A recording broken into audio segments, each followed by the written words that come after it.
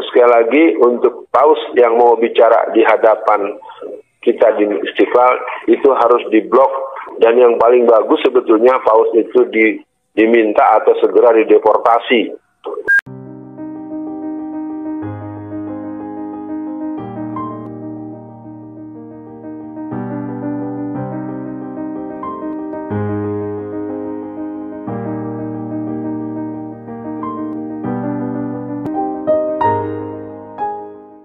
Oke, salam sejahtera di dalam Tuhan Yesus Kristus, salam persekutuan, salam persaudaraan, salam toleransi. Jadi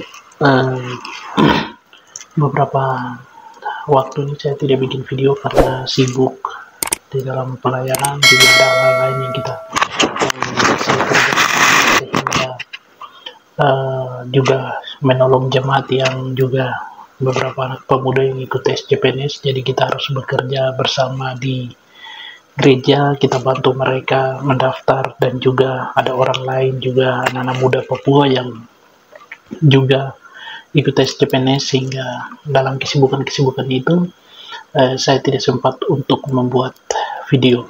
Nah, dalam kesempatan ini saya akan membicarakan satu peristiwa yang sedang hangat sekarang dibicarakan di Indonesia. Sebelumnya saya disclaimer dulu bahwa saya bukan berkeyakinan Katolik, tetapi saya Kristen Protestan dan penganut ajaran Reform, atau segala sesuatu berpusat kepada Alkitab. Nah, dalam video kali ini, dalam kedatangan Paus Fransiskus ke Indonesia, ada beberapa orang yang panas dengan keadaan itu. Ya, ada yang menjunjung tinggi tentang toleransi, tetapi ada juga yang tidak. Ada yang berkata-kata tentang toleransi, tetapi sebenarnya mereka juga terlibat di dalam penutupan gereja dan pembangunan gedung ibadah kekristenan. Nah, ada satu bapak ya, Ustadz Alfian Tanjung. Ya, bapak ini bilang kalau bisa itu paus dideportasi dari Indonesia. Artinya paus tidak boleh datang ke Indonesia dan segera dipulangkan lah, seperti itu. Paus hadir dengan kesederhanaan, dengan bukan menggunakan jet pribadi, bukan seperti anak pejabat yang naik dengan pergi menggunakan jet pribadi, tetapi datang dengan segala kesederhanaan. Ini patut dicontohi, patut menjadi contoh juga bagi para hamba Tuhan, bagaimana kesederhanaan di dalam melayani Tuhan. Dan di dalam video Ustadz Alfian, dia menjelaskan bahwa paus ini dideportasi. Ya, tetapi ada hal-hal yang menarik, bahwa ketika paus tiba di Indonesia dijemput oleh Menteri Agama di bandara mewakili Presiden Jokowi, lalu ada pertemuan di istana, dan ada beberapa hal lagi yang masuk di dalam agenda paus. Nah, kita akan melihat apa yang menjadi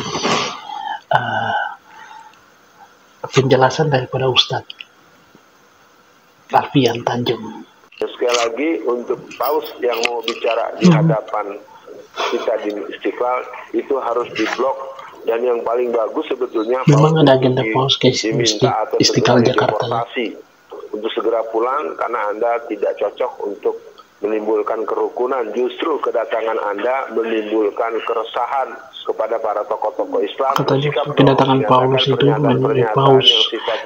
itu menimbulkan keresahan, sehingga kita nyatakan bahwa misa tersebut boleh dilakukan tapi tertutup saja, tidak usah disebarluaskan, cukup kebutuhan Anda saja. Jangan mengganggu orang lain, menganggap, berarti kan sama juga mereka menganggap azan itu berisik, azan itu akan mengganggu mereka. Itu terus terang saja, kurang ajar lo di kampung orang ya, nggak tahu diri kan gitu. Jadi Ustadz Alfian Tanjung bilang bahwa harus deportasi, kemudian kurang ajar, datang bikin kerusuh di kampung orang, datang bikin kacau di negaranya orang, begitu ya. Jadi ini menyangkut tentang memang di dalam agenda ketika Paus datang ke Indonesia ada beberapa agenda. Salah satunya adalah misa, kemudian ke Istana Negara, kemudian yang paling membuat sebagian orang Islam panas itu adalah kunjungan ke Masjid Istiqlal Jakarta, di mana Paus memberikan ceramah di situ, dan itu ada yang setuju, ada juga yang tidak setuju. Mereka juga ada beberapa orang yang berpendapat bahwa Indonesia ini sudah toleransi, Indonesia ini sudah hidup di dalam kerukunan beragama. Mana mungkin hal itu bisa bilang bahwa Indonesia sudah berada di dalam menjunjung toleransi yang tinggi. Kok ada penutupan tempat ibadah, ada orang ibadah dibubarin, ada pembangunan gereja disuruh berhenti, kemudian ada penganiayaan, ada bom gereja dan sebagainya. Apakah itu yang dibilang toleransi? Lalu sekarang mau bilang bahwa Indonesia ini sudah sangat toleransi. Hanya orang Indonesia sendiri yang tahu apa yang akhir-akhir ini terjadi. Juga ketika kedatangan Paus, juga masih aja bilang bahwa Indonesia sudah sangat toleransi. Nah, sebelumnya adalah bahwa ada yang sepakat dan ada yang tidak, ada yang sepaham dan ada yang tidak sepaham. Ya, ketika mereka Kominfo mengeluarkan surat edaran bahwa adzan maghrib itu akan diganti dengan running text. Ada yang datang ke depan kantor Kementerian Agama, ke Kominfo untuk meminta klarifikasi. Ada yang juga datang ke kantor Kementerian Agama untuk demo. Kemudian Ustadz Alfian Tanjung sayangnya tidak didengarkan.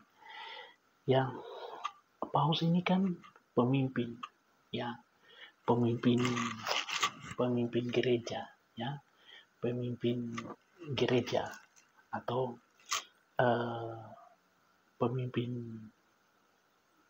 tertinggi dari gereja Katolik Roma, ya. Jadi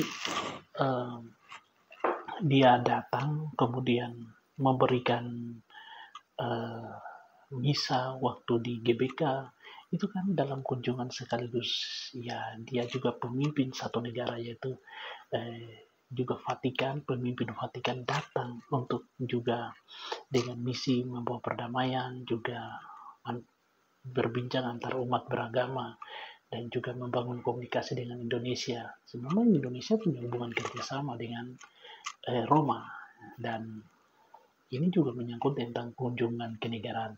Jadi kalau yang panas ya silakan panas, ya intinya ada hal penting yang kita belajar adalah tentang kesederhanaan. Paus datang dengan kesederhanaan dan duduk dengan sopir, kaca mobil tetap turun dan mengangkat tangan. Kiranya para hamba Tuhan juga bisa belajar bagaimana hidup kesederhanaan itu penting sekali. Ada hamba Tuhan yang punya rumah mewah, ada hamba Tuhan yang punya mobil mewah, tapi kiranya ini memberikan teladan. Ada hal positif yang bisa kita pelajari, yaitu memberikan teladan hidup. Bagaimana hidup di dalam kesederhanaan. Tuhan memberkati kita dan memelihara kita. Shalom. Tuhan memberkati.